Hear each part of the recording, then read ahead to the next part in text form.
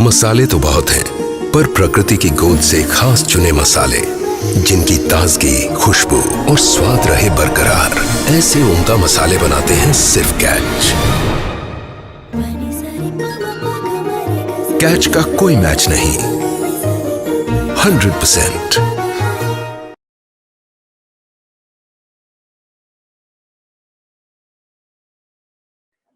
As our next speaker, we have Guy Raz, journalist, radio host, and author of the New York Times best-selling business book based on the highly acclaimed NPR podcast, How I Built This. The book delves into the stories of some of the world's most successful companies, offering invaluable lessons for those planning to venture into the world of entrepreneurship. In conversation will be Shelley Chopra, a renowned business journalist, a prolific writer, and a passionate entrepreneur.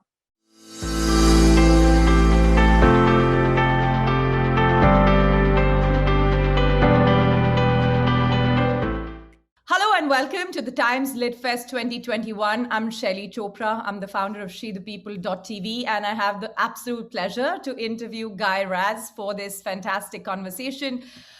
He is a world-renowned podcaster, but also has spent time covering conflict zones. So he's had a multitude of experiences as a journalist, as somebody who's turned into an author and is using multimedia to talk about many, many interesting things.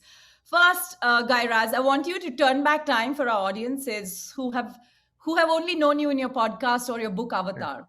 But you were actually out there on the fields being a reporter at war zones. Just take us through a bit of your life. Yeah, I mean, I've been in broadcast journalism for now almost 25 years. I started when I was 22, and I had the real, I would say, privilege of being able to live overseas for 7 years of my life, early in my career, where I was able to travel and cover stories in more than 50 countries, including in India, although I didn't spend that much time in India, which much to my disappointment, mostly in Europe and the Middle East. And I was overseas during the very volatile 2000s. So I covered first the last remaining Balkan wars, and then eventually Afghanistan and Iraq and Israel and Palestine, and stories throughout the Middle East as well. So it was an incredible experience. I mean, this was really the first kind of 7 years of my career as a journalist. I was able to live overseas and meet extraordinary people. You know, really, what I found and discovered, especially in conflict zones, is that you actually encounter the most generous people that you can imagine. The level of generosity among people who are in such harsh conditions is astounding, wherever I have gone. And it has made me I think a better interviewer and more empathetic, and the opportunity I've had over my career to meet and interview thousands of people from around the world has been a gift. It's been a total gift. So we both have that in common. I've been a broadcast journalist for 20 years myself, but I wouldn't say I had enough opportunity to go out there to cover wars, although I did cover the Taj terror attack for 4 days, every single morning and night. But I wanted to ask you one thing. As broadcast journalists, how concerned are you about the state of media around the world today? I'm so concerned about it, especially in countries that are the so-called, Western liberal democracies, right? And it's really, when I came into this profession, and obviously I've lived overseas, but I know American media the best. There was always a feeling, and I think a misplaced feeling, among American reporters that somehow our media was sort of the gold standard, the most objective. And, we often compared ourselves to the UK press, right? Where the newspapers are very much aligned with political parties. And then in the United States, traditionally, that wasn't the case, that there was a feeling that news organizations were there to speak truth to power. And look, I think most journalists believe that and still believe in that to some extent. But really, over the past 20 years, we have seen a significant change and shift. in how the public perceives the media and how the media perceives itself. And it's hard to say whether it's a shift that was inevitable, or whether it's more of an evolution that was going to happen anyway. But what I think is quite challenging for me is the idea that we now live in a world where access to information is virtually is accessible to virtually anybody, right? I mean, India's probably the best example of this, being the largest democracy on the planet.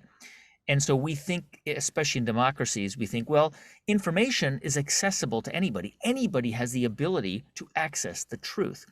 But it makes me think of the two famous British futurist writers of the 20th century, Aldous Huxley and George Orwell. And George Orwell, he warned that the future was going to be a future where books were burned, where we would not have access to information. Aldous Huxley warned of a future where there was a deluge of information. There was so much information, you would not know what the truth was.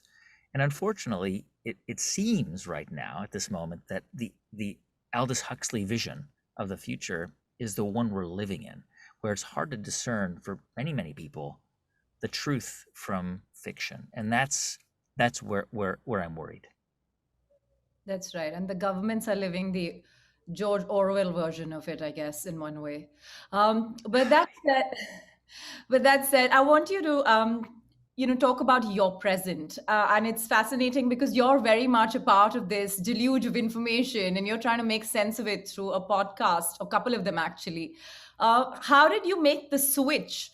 I see you were kind of addicted to audio much before the world woke up to it. Yeah, I mean, I started in this space 25 years ago, and now I'm in my mid 40s and with two children, and this is what I do. I've always been attracted to news and curious about the world, and loved learning about the world. In fact, one of my absolute favorite writers is the Indian writer. He's based in the UK, Pankaj Mishra. I love his work. I read him religiously. I love everything he writes. I just think he's a brilliant writer. I think that for me, about 10 years ago, I started to think about my place in the news world, because I was a news reporter and a news a presenter.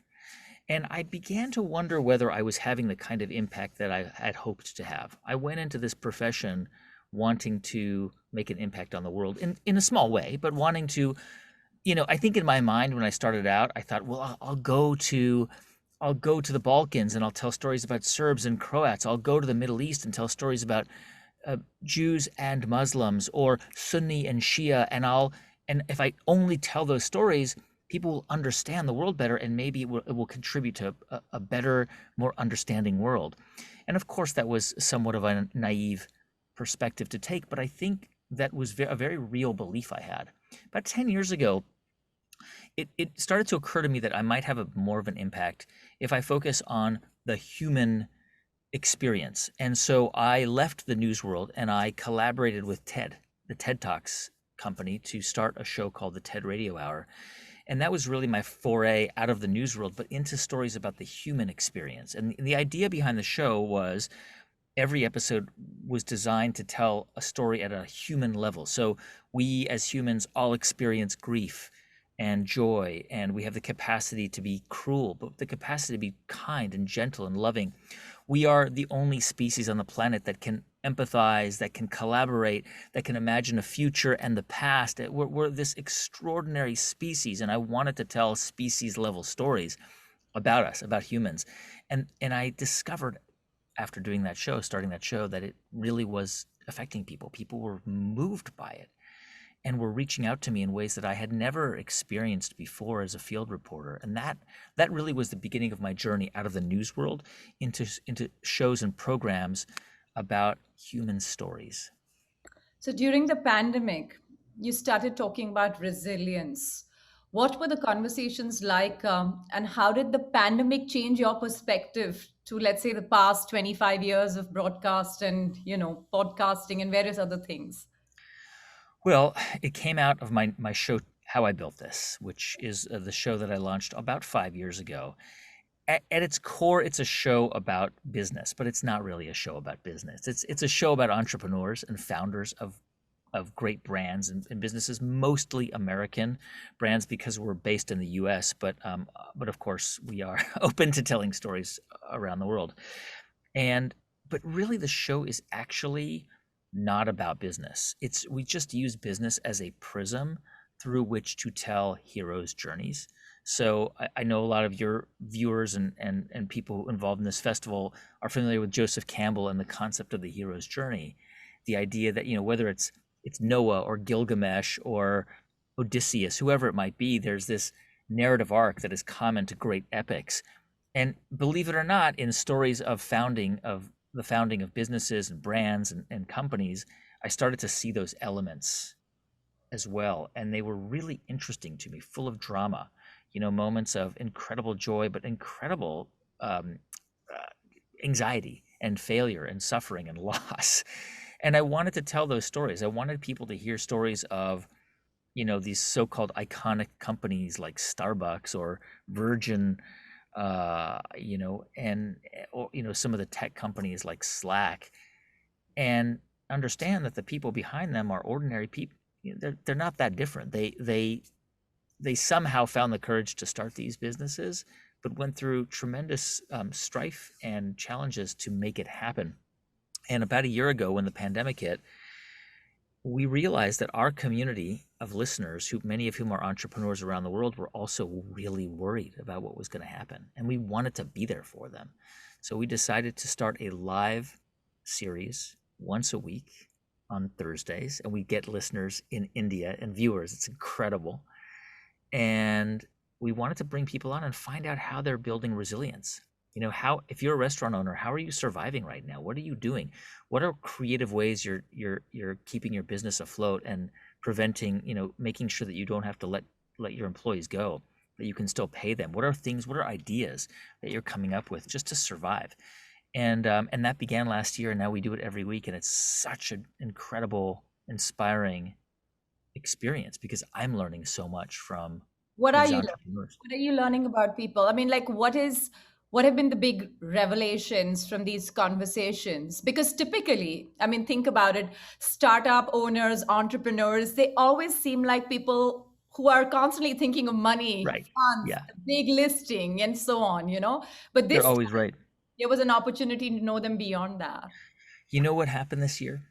What happened was even the most innovative companies and businesses, and India is a prime example of this because there's so many in India, even the most innovative founders can sometimes feel restricted by the conservative forces of our culture. I don't mean politically conservative. I mean the slow moving forces in our culture.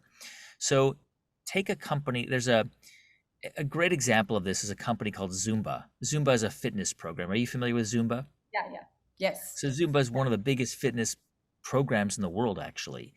And when the pandemic hit, Zumba saw its revenue drop precipitously because they make their money by licensing Zumba to Zumba instructors around the world. Well, at that time, they did not have a video on demand platform. They were planning on putting one out, but it was going to be a 2-year rollout. Now, instead of rolling a Zumba video platform over 2 years, they came up with it in 6 weeks. They rolled it out in 6 weeks. They trained 20,000 Zumba instructors around the world how to use it. And they deployed this video on demand platform that enabled Zumba instructors to teach virtually and continue to make a living. And what the founder of Zumba said on the show was that had they tried to do this in a so-called normal period of time, it would have taken 2 years. There would have been a strategic business plan, and there would have been a financial plan. There would have been a rollout. There would have been endless meetings and more meetings because that's how we operate in normal times. But this past year required businesses to engage in something that I call radical, this kind of radical thinking, this radical way of I say swing for the fences, right? We have this analogy in baseball. I don't know, in cricket, do you swing for the fences in cricket? In baseball, when you hit the ball over the fence, it's a home run. They're similar games. And so I like to say these entrepreneurs have been swinging for the fences because they had no choice. They had to do really big things. And this past year has been a year where people have been less afraid to go into virtual conference rooms and suggest radical ideas because they had to. In many cases, businesses had to come up with radical ways of thinking just to survive and make it through. Like newsroom behavior, I guess. Many of them having that to deal with. It's also fascinating to me that this entire period of you talking to all of these people would also talk to you a great deal about how priorities for people change, and not necessarily as businesses looking for growth or revenues and dealing with that, but about having impact on humanity. And I'm wondering if that came through for you, because you as an individual have been trying to tell those stories. How much of it has come back to the table where people are putting impact ahead of, let's say, reach and audiences and other such things? And money, right? And money, of course, yeah. Yeah. It's so interesting because I think that even though I do this show, How I Built This, and obviously I wrote a book about it. um, it's a show, and it's a show about business and entrepreneurship. It has actually really forced me to think a lot about the systems, the economic systems that many of us operate in, these free market capitalistic systems, because while they certainly have enabled incredible innovation and have created incentives for people to innovate. I mean, you look at Tesla as a great example of that. They've also created winners and losers, and at the same time, there has been a growth in social enterprises, certainly in the United States, and I know in India over the past 20 years, many of which are trying to do their best. At the same time, it many of these social enterprises, despite the fact that they're trying to do their best by reducing pollution and trying to run their businesses carbon neutral, et cetera, it has enabled us as consumers to be somewhat complacent, to feel like we're making a difference through our purchases, and that's not enough.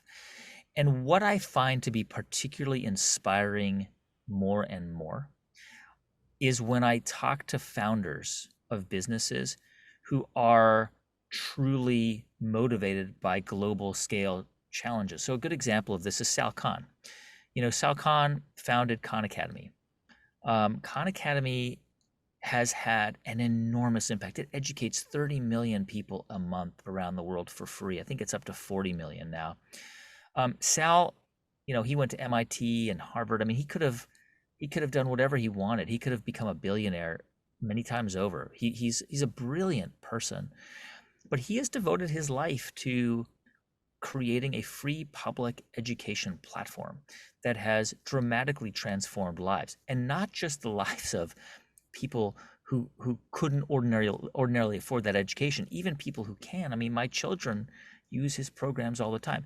Another example is Pat Brown, who founded Impossible Foods. Impossible Foods is truly an incredible business. He's trying to get people to stop eating animal engineered meat, what he calls animal engineered meat, which is meat from animals. He's trying to get people to eat plant meat that's engineered from plants.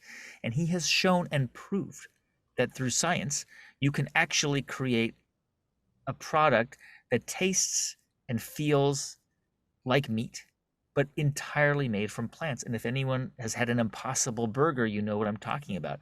What's so incredibly important about that is that, and you know this, livestock production accounts for 15% of global carbon emissions.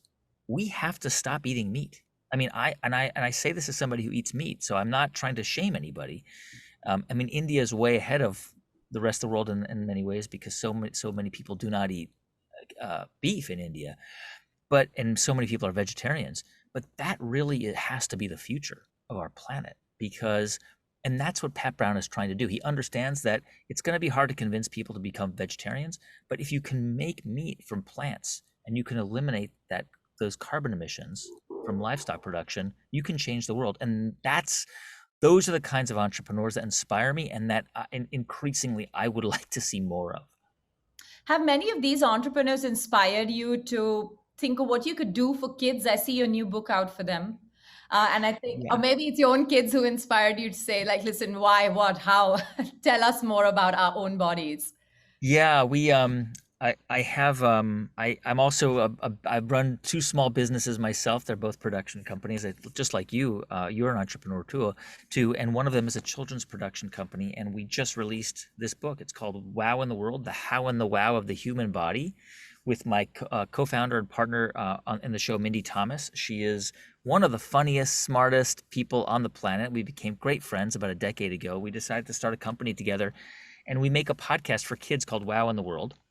And yeah, we just released this book for kids. It's all about the human body, and it's full of just incredible drawings and silly cartoons, and it's just about the blood, and I mean, and it's been a wonderful experience, and I was inspired, yes, by my children. I've got a 12-year-old and a 9-year-old, and 5 years ago, it occurred to me, it became very clear that my kids, like so many kids around the world, are increasingly stuck to their screens, even before the pandemic. And I wanted to create something with Mindy that was as good as a screen, but for the ear. So we make audio programs that we hope are as good as screen programs that kids will ask for. And they're designed to be a cartoon, but for the ear. So every child experiences our show in a different way. And we take kids on a scientific journey in this imaginary world. We have a giant pigeon that we fly on around the world. We have a time machine. We go back in time. We go into outer space. We have a whole cast of really fun characters. And every episode is rooted in a scientific peer-reviewed journal article.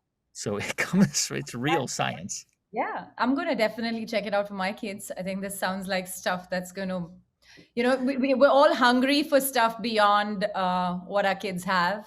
Yeah. It's just sort of sparking new ideas in them. So, Guy, we've got about 8 minutes on this show, and I have two questions. My first question to you is, what's your writing process like? Because, I would not term the word writing very literal to just the book, but just writing, do you follow a routine? How does it work? It's tortured. It's tortured. I've been in this business for 25 years, and it hasn't gotten easier. I mean, yes, of course, it's a little bit easier for me to write, a lead. But writing this book in particular was torture. And I can't even think of the analogy. It's like drawing, trying to draw a gallon of blood from a flea. I mean, it was so hard. And part of it is that, as you can tell, I don't have a linear brain. I'm all over the place. And it's both something that I'm very fortunate to have and also cursed, because, Yes. I want to talk about many different things and go in all kinds of different directions. So, it really is, I'm very lucky to have a team of people on my shows who basically force me to be disciplined, and I have to work on tight deadlines. And so I also try to carve out time every day to do the writing I need to do. It's very hard. I think it's hard for all of us, not just writers, but people whose jobs require some writing, because you really need the brain space to focus and to sit down and to start typing. And we're constantly distracted, people coming in and out. And I will say this year has been a little bit different because of the pandemic, and we've been shut in, and my children are now back at school, but they've been homeschooling for the past year. I'm in my studio next door to my house, actually. So I've been able to kind of come in here and work more or less uninterrupted, which has been helpful. But really, it's about butt in seat and just trying to write stuff and really throwing a lot of that away. You end up, as you end up throwing away 60, 70% of what you write and keeping, if you're lucky, 20 to 30% of it.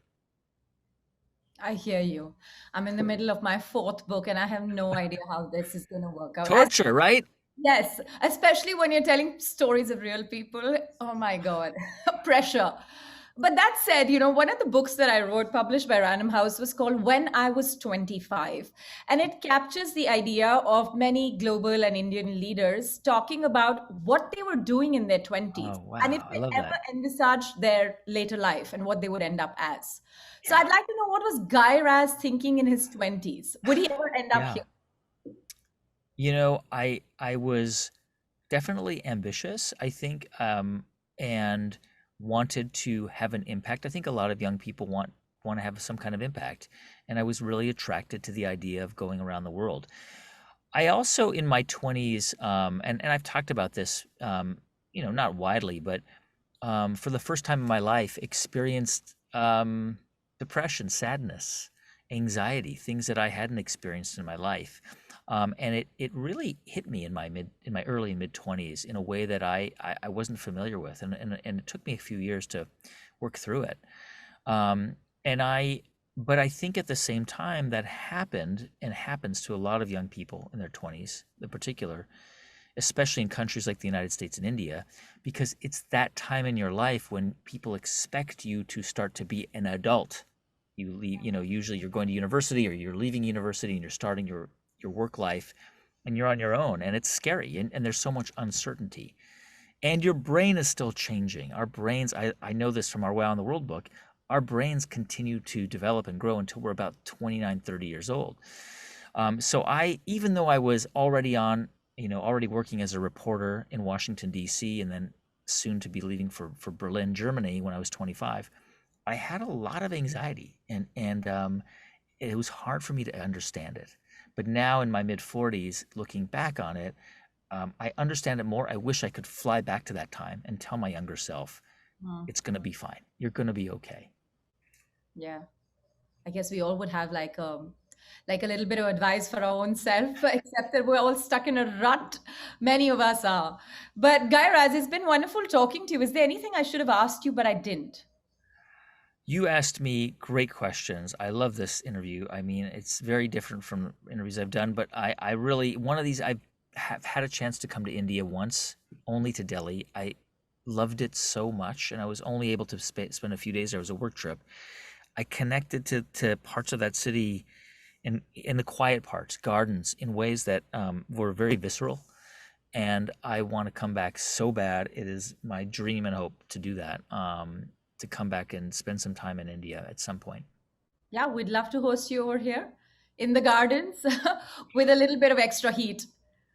Love it. All right. I Thank love you it. very much, Guy. Thanks very much. We'll follow you on your podcasts. Thank you. Thank you for watching today's session. Please join us on Wednesday between 5 to 7 p.m. to catch our upcoming 3 sessions. Also, do not forget to talk about us on your social media handles using the hashtag TimesLitFest.